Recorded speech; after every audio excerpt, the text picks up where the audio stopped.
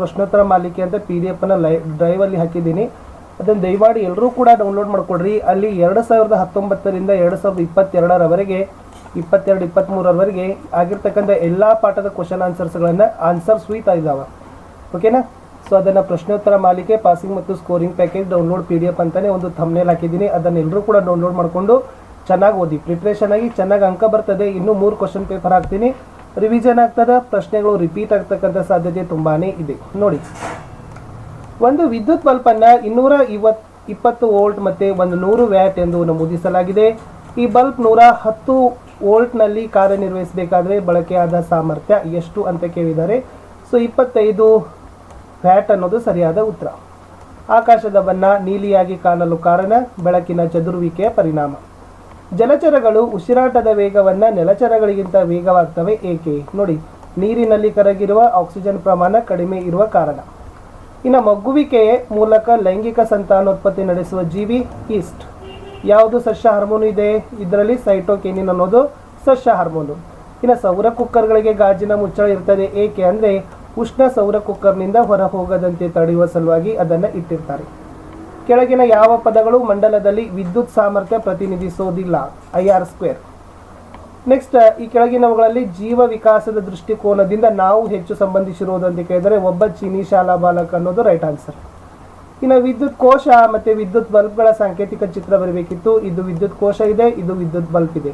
ವಿದ್ಯುತ್ ಕಾಂತೀಯ ಪ್ರೇರಣೆ ಮೋಸ್ಟ್ ಇಂಪಾರ್ಟೆಂಟ್. ನೋಡಿ, ಒಂದು ಮಂಡಲಕ್ಕೆ ಲಗತ್ತಾದ ಕಾಂತಕ್ಷೇತ್ರ ಬದಲಾದಾಗ ವಿದ್ಯುತ್ ಚಾಲಕ ಬಲ ಮಂಡಲದಲ್ಲಿ ಪ್ರೇರಕವಾಗ್ತದೆ. ಸೊ ಇದನ್ನೇ ನಾವು ವಿದ್ಯುತ್ ಕಾಂತೀಯ ಪ್ರೇರಣೆ ಅಂತ ಕರಿತೀವಿ.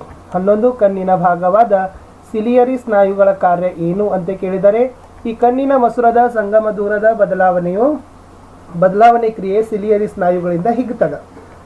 ಇನ್ನು ಸಂಪೀಡಿತ ನೈಸರ್ಗಿಕ ಅನಿಲ CNG ಬಳಕೆ ಹೆಚ್ಚು ಉತ್ತಮ ಏಕೆ ಅಂತ ಕೇಳಿದರೆ ಇದು ಪರಿಶುದ್ಧ ಇಂಧನ, ಆಮೇಲೆ ಯಾವುದೇ ಮಾಲಿನ್ಯ ಆಗೋದಿಲ್ಲ. ತಟಸ್ಥೀಕರಣ ವೆರಿ ಮೋಸ್ಟ್ ಇಂಪಾರ್ಟೆಂಟ್. ಪ್ರತ್ಯಾಮ್ಲದ ಪರಿಣಾಮವನ್ನು ಆಮ್ಲ ಶೂನ್ಯಗೊಳಿಸುತ್ತದೆ ಮತ್ತು ಈ ಕ್ರಿಯೆಯಲ್ಲಿ ಲವಣ ಮತ್ತು ನೀರು ಉಂಟಾಗುವುದೇ ತಟಸ್ಥೀಕರಣ ಕ್ರಿಯೆ. ಆಮ್ಲ ಪ್ಲಸ್ ಪ್ರತ್ಯಾಮ್ಲ, ಲವಣ ಪ್ಲಸ್ ನೀರು. ಉದಾಹರಣೆ NaOH plus HCl, NaCl plus H2O. ಮಿಶ್ರ ಲೋಹ ಎಂದರೇನು? ನೋಡಿ, 2 ಅಥವಾ 2ಕ್ಕಿಂತ ಹೆಚ್ಚು ಲೋಹಗಳು ಅಥವಾ ಲೋಹ ಮತ್ತು ಅಲೋಹಗಳ ಸಮರೂಪ ಮಿಶ್ರಣವೇ ಮಿಶ್ರ ಲೋಹ ಅಂತ ಹೇಳ್ತೀವಿ. ಇನ್ನು ಸೈಕ್ಲೋಹೆಕ್ಸೇನ್ನ ರಚನಾ ಸೂತ್ರ ಕೇಳಿದ್ದಾರೆ. ಸೊ ಇದು ಸೈಕ್ಲೋಹೆಕ್ಸೇನ್ನ ರಚನಾ ಸೂತ್ರ ಇದೆ, ಸ್ವಲ್ಪ ನೋಡ್ಕೊಡ್ರಿ. ಇನ್ನು ದ್ವಿತೀಯ ಸಂಶ್ಲೇಷಣೆಯ ಸಮೀಕರಣ ನೀವು ಪ್ರಿಪೇರ್ ಮಾಡ್ಕೊಂಡು ಹೋಗಲೇಬೇಕು. 6CO2 ಪ್ಲಸ್ 12H2O ಕ್ಲೋರೋಫಿಲ್ ಸೌರ ಬೆಳಕು. C6H12 plus 6O2 plus 6H2O ಅನ್ನೋದು ದ್ವಿತೀಯ ಸಂಶ್ಲೇಷಣೆಯ ಕ್ರಿಯೆಯ ಸಮೀಕರಣ ಬರ್ತದೆ. ಇನ್ನು 2 ಮಾರ್ಕ್ಸ್ ಕ್ವಶನ್ಸ್ಗಳಲ್ಲಿ ಮಾನವನಲ್ಲಿ ನಿಯಂತ್ರಣ ಮತ್ತು ಸಹಭಾಗಿತ್ವಕ್ಕೆ ಕಾರಣವಾದ 2 ಪ್ರಮುಖ ವ್ಯವಸ್ಥೆ, ಒಂದು ನರವ್ಯೂಹ, ಇನ್ನೊಂದು ನಿರ್ನಾಳ ಗ್ರಂಥಿಗಳು. ಅಧ್ಯಯನ 1ರ ಪ್ರಕಾರ ತಿಳಿಬಣ್ಣದ ಕಣ್ಣುಗಳಿರುವ ಮಕ್ಕಳು ತಿಳಿಗಣ್ಣಿನ ಪೋಷಕರನ್ನು ಹೊಂದಿರುತ್ತಾರೆಂದು ತಿಳಿದು ಬಂದಿದೆ. ಇದನ್ನಾಧರಿಸಿ ತಿಳಿಗಣ್ಣಿಗೆ ಕಾರಣವಾದ ಗುಣ ಪ್ರಬಲ ಅಥವಾ ದುರ್ಬಲವೇ, ಏಕೆ ಮತ್ತು ಏಕಲ್ಲ? ಈ ತಿಳಿಗಣ್ಣಿಗೆ ಕಾರಣವಾದ ಗುಣ ಪ್ರಬಲನೇ ಆಗಿದೆ, ಏಕೆಂದರೆ ಮೊದಲನೇ ಪೀಳಿಗೆಯಲ್ಲಿ ಯಾವಾಗಲೂ ಪ್ರಬಲವಾದ ಗುಣವೇ ವ್ಯಕ್ತವಾಗ್ತದೆ. ತಾಮ್ರದ ರೋಧಶೀಲತೆ 1.62 × 10⁻⁸ ಓಮ್ಸ್. ಈ ಹೇಳಿಕೆ ಅರ್ಥ ಏನು ಅಂದರೆ 1 ಮೀಟರ್ ಉದ್ದ ಮತ್ತು ಅಡ್ಡಕೊಯ್ತದ ವಿಸ್ತೀರ್ಣ 1 m² ಆಗಿರುವ ತಾಮ್ರದ ತಂತಿಯ ವಿದ್ಯುತ್ ಪ್ರವಾಹಕ್ಕೆ ಒಡ್ಡೋರೋಧ 1.62 × 10⁻⁸ ಓಮ್ ಆಗಿದೆ. ಈ ಟೈಪ್ ಕ್ವಶನ್ಸ್ಗಳನ್ನೇ ನಿಮಗೆ ಏನು ಮಾಡ್ತಾರಪ್ಪ ಅಂದ್ರೆ ಕೇಳ್ತಾ ಇದ್ದಾರೆ. ಇನ್ನು ಲವಣದ ದ್ರಾವಣದ ಮೂಲಕ ವಿದ್ಯುತ್ ವಾಹಕತೆ ಪರೀಕ್ಷಿಸುವ ಚಿತ್ರ. ಸೊ ಇದನ್ನು ಚಿತ್ರ ತೆಗೆದು ಬ್ಯಾಟರಿ, ಬಲ್ಬ್, ಸ್ವಿಚ್, ಬಿಕರ, ಗ್ರಾಫೈಟ್ ದಂಡ, ಪರೀಕ್ಷೆ ಮಾಡಬೇಕಾಗಿರುವ ಲವಣ. ಈಗ ಭಾಗಗಳ ಅವರೇ ಕೊಡ್ತಾ ಇದ್ದಾರೆ, ಅದನ್ನೇ ಗುರುತಿಸಬೇಕಾಗಿದೆ. ಇನ್ನು ವಿದ್ಯುತ್ ಕೋಶ, ವಿದ್ಯುತ್ ಬಲ್ಬ್, ಎಮಿಮೀಟರ್ ಮತ್ತು ಪ್ಲಗ್, ಈ 4 ಇರ್ತಕ್ಕಂಥ ವಿದ್ಯುತ್ ಮಂಡಲದ ರೇಖಾಚಿತ್ರವನ್ನು ಬರೀರಿ ಅಂತ ಕೇಳಿದ್ದಾರೆ. ಸೊ ಇದನ್ನು ನೀವೇನು ಮಾಡ್ಬೋದಾಗಿತ್ತು? ಡ್ರಾ ಮಾಡಬೇಕಾಗಿತ್ತು. ಇನ್ನು ವಸ್ತುವನ್ನು ಪೀನ ಮಸೂರದ 2F1ನಲ್ಲಿ ಇಟ್ಟಾಗ ಉಂಟಾಗೋ ಪ್ರತಿಬಿಂಬದ ರೇಖಾಚಿತ್ರ. ನೋಡಿ 2F1ನಲ್ಲಿದೆ. ಸೊ AM, ಸೊ B ಇದೆ, AM, AOA. ಸೊ 2F1ದಲ್ಲಿಟ್ಟಾಗ ಸೊ ಇದಾಗ್ತಕ್ಕಂಥ ರೇಖಾಚಿತ್ರ ಎಲ್ಲಿದೆ? ಪೀನ ಮಸೂರದಲ್ಲಿ. ನೆನಪಿಟ್ಕೋಬೇಕು. ಇನ್ನು ನೀವು ಹೆಚ್ಚು ಪರಿಸರ ಸ್ನೇಹಿಯಾಗಲು ನಿಮ್ಮ ಹವ್ಯಾಸಗಳಲ್ಲಿ ಮಾಡಿಕೊಳ್ಳಬೇಕಾದ ಬದಲಾವಣೆ ಏನು? ಪರಿಸರ ಸಂರಕ್ಷಣೆ ಮತ್ತು ಮಾಲಿನ್ಯ ರಹಿತ ನೋಡಿಕೊಳ್ಳೋದು, ನವೀಕರಿಸಬಹುದಾದ ಸಂಪನ್ಮೂಲ ಬಳಕೆಗೆ ಒತ್ತು, ಪ್ಲಾಸ್ಟಿಕ್ ಬದಲು ಪೇಪರ್ ಬಳಕೆ, LPG, ಸೌರಶಕ್ತಿ, ಪವನಶಕ್ತಿಯ ಬಳಕೆ. ಇನ್ನು ಪರಿಸರ ವ್ಯವಸ್ಥೆಯಲ್ಲಿ ವಿಘಟಕಗಳ ಪಾತ್ರ. ನೋಡಿ, ಬ್ಯಾಕ್ಟೀರಿಯಾ ಮತ್ತು ಶಿಲೀಂಧ್ರಗಳನ್ನು ಒಳಗೊಂಡ ಸೂಕ್ಷ್ಮಜೀವಿಗಳನ್ನು ವಿಘಟಕ ಅಂತ ಕರಿತೀವಿ. ಇವು ಸತ್ತ ಜೀವಿಯ ಅವಶೇಷಗಳು ಮತ್ತು ತ್ಯಾಜ್ಯಗಳಂತಹ ಸಂಕೀರ್ಣ ಪದಾರ್ಥಗಳನ್ನು ಸರಳ ನಿರವಯವ ವಸ್ತುಗಳನ್ನಾಗಿ ವಿಭಜಿಸುತ್ತದೆ. ತನ್ಮೂಲಕ ಮಣ್ಣಿನ ಫಲವತ್ತತೆಯನ್ನು ಹೆಚ್ಚಿಸುತ್ತದೆ. ಈ ನಿರವಯವ ವಸ್ತುಗಳು ಪುನಃ ಸಸ್ಯಗಳಿಂದ ಬಳಸಲ್ಪಡುತ್ತದೆ. ಹೀಗೆ ವಿಘಟಕಗಳು ಪರಿಸರದಲ್ಲಿ ವಸ್ತುಗಳ ಚಕ್ರೀಯ ಚಲನೆಯಲ್ಲಿ ಪ್ರಮುಖ ಪಾತ್ರ ವಹಿಸುತ್ತದೆ. ಇನ್ನು ಉಸಿರಾಟವನ್ನು ಬಹಿರುಷ್ಣಕ ಕ್ರಿಯೆ ಅಂತ ಏಕೆ ಕರೀತಾರೆ? ಇಲ್ಲಿ ಉಸಿರಾಟ ಕ್ರಿಯೆಯಲ್ಲಿ ಗ್ಲೂಕೋಸ್ ನಮ್ಮ ದೇಹದ ಜೀವಕೋಶಗಳ ಮೈಟ್ರೋಕಾಂಡ್ರಿಯಾದಲ್ಲಿ ಆಕ್ಸಿಜನ್ನೊಂದಿಗೆ ಉತ್ಕರ್ಷಣೆ ಕ್ರಿಯೆಗೆ ಒಳಗಾಗ್ತದೆ ಮತ್ತು ಶಕ್ತಿಯನ್ನು ಬಿಡುಗಡೆ ಮಾಡ್ತದೆ. ಈ ಉಷ್ಣ ಬಿಡುಗಡೆಯಾಗಿ ಉಸಿರಾಟವನ್ನು ಬಹಿರುಷ್ಣಕ ಕ್ರಿಯೆ ಅಂತಲೇ ಕರಿತೀವಿ. ಒಂದು ಸಮೀಕರಣ ಇದೆ, C6H12O6 + 6CO2 6O2 6CO2 + 6H2O plus ಶಕ್ತಿ ಅನ್ನೋದು ಬರಬೇಕಿತ್ತು. ಇನ್ನು ಬಲಗೈ ಹೆಬ್ಬೆರಳಿನ ನಿಯಮ ನೋಡಿ, ಬಲಗೈಯಲ್ಲಿ ವಿದ್ಯುತ್ ಪ್ರವಾಹ ಇರುವ ವಾಹಕವನ್ನು ಹಿಡಿದಿರುವಿ ಅಂತ ಭಾವಿಸ್ರಿ. ಹೆಬ್ಬೆರಳು ವಿದ್ಯುತ್ ಪ್ರವಾಹದ ದಿಕ್ಕು, ಉಳಿದ 4 ಬೆರಳುಗಳು ಕಾಂತಕ್ಷೇತ್ರದ ಬಲರೇಖೆಗಳ ದಿಕ್ಕನ್ನೇ ಸೂಚಿಸುತ್ತದೆ. 3 ಮಾರ್ಕ್ಸ್ ಕ್ವಶನ್ಸ್. ಸರಣಿ ಕ್ರಮದಲ್ಲಿರುವ 3 ರೋಧಕಗಳನ್ನು ಹೊಂದಿರುವ ವಿದ್ಯುತ್ ಮಂಡಲದ ಚಿತ್ರ ಬರೆಯಿರಿ. ಸಂಯೋಜನೆಯ ರೋಧವನ್ನು ಸೂಚಿಸುವ ಸಮೀಕರಣ ಬರೆಯಿರಿ. R1 R2 R3 ಇದ್ದಾಗ R = R1 + R2 + R3 ಆಗಿರ್ತದೆ. ಸೊ ಇದನ್ನೇ ನೀವೇನು ಮಾಡ್ಬೋದಾಗಿತ್ತು, ಈ ಥರನಾಗಿ ಚಿತ್ರವನ್ನು ಸೂಚಿಸಬೇಕಿತ್ತು. ನೆಕ್ಸ್ಟ್, ಒಂದು ಹೂವಿನ ನೀಳಛೇದ ನೋಟವನ್ನು ಸೂಚಿಸೋ ಚಿತ್ರವನ್ನು ಬರೀರಿ, ಭಾಗಗಳನ್ನು ಗುರುತಿಸ್ರಿ. ಸೊ ಈ ಥರ ಹೂವಿನ ನೀಟಾಗಿ ಚಿತ್ರವನ್ನು ತೆಗೆದು ಭಾಗಗಳನ್ನು ಗುರುತಿಸಬೇಕಿತ್ತು. ದೂರದೃಷ್ಟಿ ದೋಷವನ್ನು ಸರಿಪಡಿಸಲು ಬಳಸೋ ಮಸೂರ ಯಾವುದು? ಇದನ್ನು ಸೂಚಿಸುವ ರೇಖಾಚಿತ್ರ ಬರೀರಿ. ನೋಡಿ, ದೂರದೃಷ್ಟಿ ದೋಷವನ್ನು ನಿವಾರಣೆಗಾಗಿ ಪೀನ ಮಸೂರ ಬಳಸ್ತಾರೆ. ಇದು ದೂರದೃಷ್ಟಿಗೆ ಪರಿಹಾರ ಇತ್ತು, ಆಲ್ರೆಡಿ ನಿಮ್ಮ ಟೆಕ್ಸ್ಟ್ ಬುಕ್ನಲ್ಲಿನೂ ಕೂಡ ಇದೆ. ಇದನ್ನು ಚೆನ್ನಾಗಿ ಸ್ವಲ್ಪ ಕ್ಲಿಯರ್ ಆಗಿ ನೋಡ್ಕೊಡ್ರಿ. ಇನ್ನೊಂದು ರೇ ಡಯಾಗ್ರಾಮ್ ಹಾಕಿದ್ದಾರೆ. ನಿಮ್ನ ದರ್ಪಣದಲ್ಲಿ ವಸ್ತುವಿನ ಸ್ಥಾನ ಸಿ ಮತ್ತು ಎಫ್ ನಡುವೆ ಇಟ್ಟಾಗ ಉಂಟಾಗೋ ಪ್ರತಿಬಿಂಬದ ರೇಖಾಚಿತ್ರವನ್ನು ಬರೀರಿ. ಈ ಪ್ರತಿಬಿಂಬದ ಸ್ಥಾನ, ಗಾತ್ರ ಮತ್ತು ಸ್ವಭಾವವನ್ನು ಬರೀರಿ. ಸೊ ಸ್ಥಾನ ಸಿ ಇಂದ ದೂರದಲ್ಲಿ, ಗಾತ್ರ ದೊಡ್ಡದು, ಸ್ವಭಾವ ಸತ್ಯ ಮತ್ತು ತಲೆ ಕೆಳಗಾದದು ಅಂತದ್ದು ಬರ್ತದೆ. ಇನ್ನು ಸಮೀಕರಣಗಳನ್ನು ಕೊಟ್ಟಿದ್ದಾರೆ, ಅವುಗಳನ್ನು ಸರಿದೂಗಿಸಬೇಕಿತ್ತು. Most important, HNO3 + CaOH twice CaNO3 twice plus H2O ಇದೆ. ಸೊ ಇದನ್ನು 2HNO3 NaOH twice CaNO3 twice 2H2O ಅನ್ನೋದು ಆಗಬೇಕು. ಅದೇ ಥರ NaOH + H2SO4 Na2SO4 + H2O, ಅದು 2NaOH + H2SO4 Na2SO4 + 2H2O. ಇನ್ನು NaCl AgNO3 AgCl NaNO3 ಇದೆ, ಅದು NaCl AgNO3 ಕರೆಕ್ಟ್ ಅದ, ಬಟ್ ಈ ಕಡೆ AgCl NaNO3 ಅನ್ನೋದು ಆಗಬೇಕಿತ್ತು. ಸೇಮ್ ಇದೆ.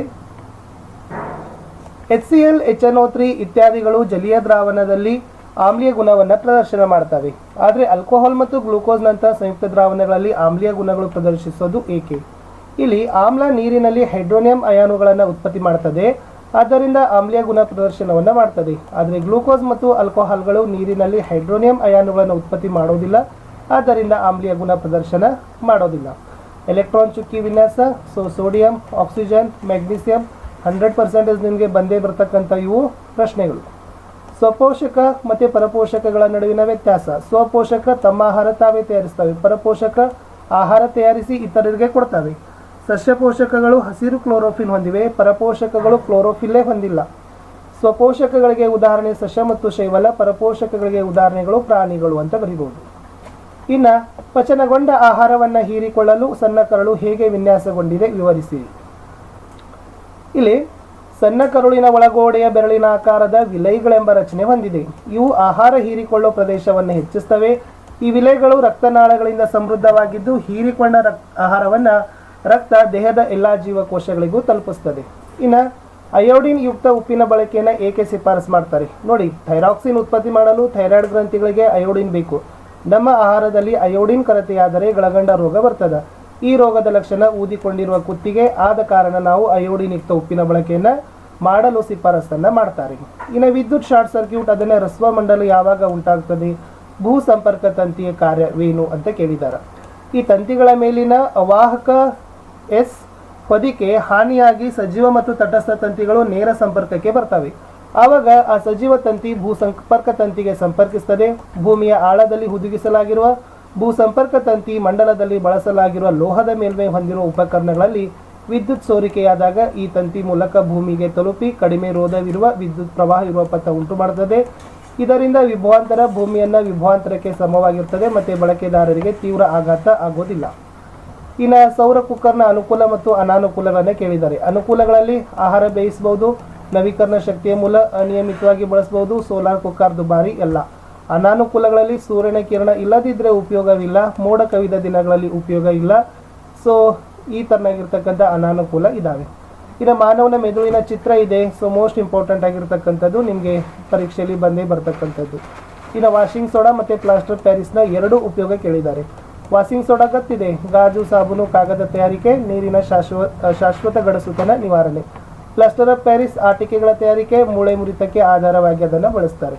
ಕಾರಣ ಕೊಡೋದಿದೆ, ಅಯಾನಿಕ್ ಸಂಯುಕ್ತಗಳು ಹೆಚ್ಚಿನ ಕರಗುವ ಬಿಂದು ಹೊಂದಿವೆ. ನೋಡಿ, ಅಯಾನಿಕ್ ಸಂಯುಕ್ತಗಳಲ್ಲಿ ಅಯಾನುಗಳ ನಡುವೆ ಪ್ರಬಲವಾದ ಬಂಧ ಇದೆ. ಇನ್ನು ಬೆಳ್ಳಿ ಪಾತ್ರೆಯನ್ನು ಗಾಳಿಗೆ ತೆರೆದಿಟ್ಟಾಗ ಕಪ್ಪಗಾಗ್ತದೆ, ಏಕೆಂದರೆ ಬೆಳ್ಳಿ ಗಾಳಿಯಲ್ಲಿರುವ ಸಲ್ಫರ್ ಜೊತೆ ವರ್ತಿಸಿ ಬೆಳ್ಳಿಯ ಸಲ್ಫೇಟ್ ಉಂಟು ಮಾಡ್ತದೆ. ತಾಮ್ರದ ಪಾತ್ರೆಯನ್ನು ಗಾಳಿಗೆ ತೆರೆದಿಟ್ಟಾಗ ಹಸಿರು ಕಲೆಗಳು ಉಂಟಾಗ್ತವೆ. ತಾಮ್ರ ಗಾಳಿಯಲ್ಲಿರುವ ತೀವ್ರಪೂರಿತ ಇಂಗಾಲದ ಡೈಆಕ್ಸೈಡ್ನೊಂದಿಗೆ ವರ್ತಿಸಿ ತಾಮ್ರದ ಕಾರ್ಬೋನೇಟ್ ಉಂಟು ಮಾಡ್ತದೆ. ಇನ್ನು ಕಬ್ಬಿಣವನ್ನು ದೀರ್ಘಕಾಲದವರೆಗೆ ತೆರೆದಿಟ್ಟಾಗ ತುಕ್ಕು ಹಿಡಿತದೆ. ಕಬ್ಬಿಣ ಕೂಡ ತೇವಾಂಶ ಭರಿತ ಗಾಳಿಯಲ್ಲಿರುವ ಆಕ್ಸಿಜನ್ ಜೊತೆಗೆ ವರ್ತಿಸಿ ಕಬ್ಬಿಣದ ಆಕ್ಸೈಡೇ ಉಂಟು ಮಾಡ್ತದೆ ಅನ್ನೋದೇ ಇತ್ತು. ಈ ನಿಯಮಗಳಿದ್ದಾವೆ, ಇವುಗಳ ಬಗ್ಗೆ ಏನಿಲ್ಲ. ಮೆಂಡಲಿ ಅವರ ಆವರ್ತಕ ಕೋಷ್ಟಕ, ಆಧುನಿಕ ಆವರ್ತಕ ಕೋಷ್ಟಕದ ವ್ಯತ್ಯಾಸ ಕೇಳಿದ್ದಾರೆ. ಇದನ್ನು ಸ್ವಲ್ಪ ಪಾಸ್ ಮಾಡಿ ನೋಡ್ಕೊಡ್ರಿ. ಇನ್ನು ಲಾಸ್ಟ್ 38 ಕ್ವಶನಲ್ಲಿ ಲೆಕ್ಕ ಇದೆ ನೋಡಿ. 20 ಓಂ ರೋಧವಿರುವ ಒಂದು ವಿದ್ಯುತ್ ದೀಪ 4 ಓಂ ರೋಧವಿರುವ ಹೊಂದಿರುವ ವಾಹಕವನ್ನು 6 ವ್ಯಾಲ್ಟ್ ಶುಷ್ಕ ಕೋಶಕ್ಕೆ ಜೋಡಿಸಿದ ಚಿತ್ರ ಬರೀಬೇಕು. ಇಷ್ಟು ಚಿತ್ರ ಇದೆ. ಇದು 4 ಓಂ ಇದೆ, 20 ಓಂ ರೋಧ ಇದೆ, ಆಮೇಲೆ 6 ವೋಲ್ಟೇಜ್ ಬ್ಯಾಟರಿ ಇದೆ. ಇಲ್ಲಿ ಮಂಡಲದ ಒಟ್ಟು ರೋಧ ಕಂಡುಹಿಡಿಬೇಕು. ರೋಧ ಕಂಡುಹಿಡಿತಕ್ಕಂಥ ಸೂತ್ರ ಗೊತ್ತಿದೆ ನಿಮಗೆ, ಏನು?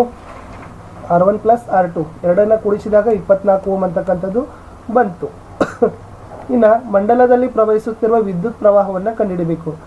ವಿದ್ಯುತ್ ಪ್ರವಾಹವನ್ನು ಕಂಡುಹಿಡಬೇಕಾದ್ರೆ I = V/RS ಅಂತಕ್ಕಂಥ ಸೂತ್ರ ಇದೆ. 6/24 ಅಂದರೆ 0.25 ಆಂಪಿಯರ್ ಅಂತಕ್ಕಂಥದ್ದನ್ನೇ ಬರೀಬೇಕಿತ್ತು. ಇಷ್ಟಿತ್ತು ಮಾಡೆಲ್ ಕ್ವಶನ್ ಪೇಪರ್ 9. ಇನ್ನೂ 3 ಕ್ವಶನ್ ಪೇಪರ್ ಒಂದಿಗೆ ಸಿಗ್ತೀನಿ. ವಿಡಿಯೋನ ಲೈಕ್, ಶೇರ್ ಹಾಗೂ ಸಬ್ಸ್ಕ್ರೈಬ್ ಮಾಡಲಿಕ್ಕೆ ಮರೆಯದಿರಿ. ಬಾಯ್.